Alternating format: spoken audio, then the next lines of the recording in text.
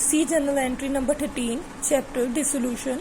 तो Raman partner was paid remuneration 20,000 to carry out dissolution of firm. Actual expenses were 10,000। तो ऐसे आपको बेटे हो सकता है वो बोलेंगे कि डिसोल्यूशन का सारा काम एक पार्टनर की रिस्पॉन्सिबिलिटी हमने रख दी, तो उसको हम सैलरी पे कर रहे हैं, उसको कमीशन पे कर रहे हैं, तो अब खर्चे वो खुद करे। तो आपने भी ये इस कंडीशन को माइंड में रखते हुए जो सैलरी है उसकी तो एंट्री पास करनी है, पर जो खर्चे वो खुद करेगा उसको इग्नोर करना है। तो अब क्या हुआ, उसको आपने सैलरी पे की 20,000 की, तो जब भी पार्टनर को कोई पेमेंट करते हो तो उसके कैपिटल अकाउंट को क्रेडिट कर देना है। मतलब entry realization account to Raman's capital account 20,000। अब नेक्स्ट है Dev a partner is paid remuneration of 15,000 for dissolution of a firm to bear expenses. उसको यहाँ पर कितनी सैलरी मिली, 15,000 की, के खर्चे कौन करेगा, वो खुद करेगा, है ना। पर हुआ क्या, फर्म को ही पे करने पड़ गए।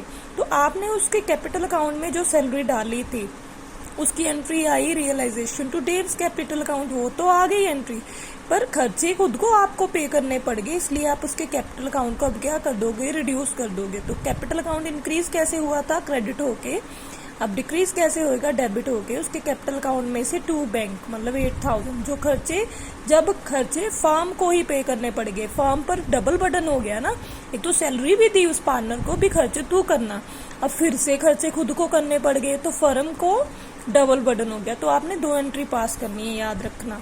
अब क्यों एक पार्टनर है उसको अपॉइंट किया आपने डिसोल्यूशन के वर्क के लिए, उसको जो रेम्यूनरेशन है 10,000 की पे की, और जो स्टॉक है उसने उसको ले लिया, स्टॉक को ले लिया, एज अ रेम्यूनरेशन ले लिया। अब स्टॉक जो है ऑलरेडी रियलाइजेशन अकाउंट में पड़ा था।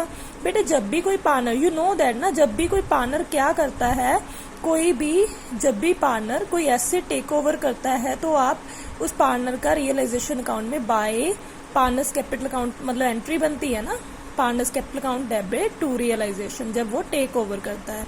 और दूसरी अभी मैंने करवाई, जो जब उसको सैलरी पे करते हो तो उसकी एंट्री बनती है रियलाइजेशन टू पार्टनर, मतलब रियलाइजेशन टू पार्टनर।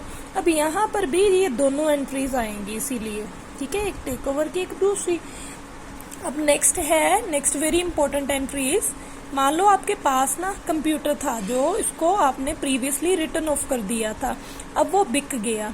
जैसे आपके पास कोई अनरिकॉर्डेड एसेट आ जाए या कुछ ऐसे जो राइट ऑफ कर दिया था आपने पहले बुक्स में से, तो अब उसको बेच दिया और आपके पास कैश आ गया ना, तो आप बैंक को, जो आपके पास बैंक अमाउंट आई, तो उसको आप डेबिट कर दोगे टू रियलाइजेशन, क्योंकि रियलाइज होगी वो चीज, सेल होगी, सेल होके पैसा आया आपके पास।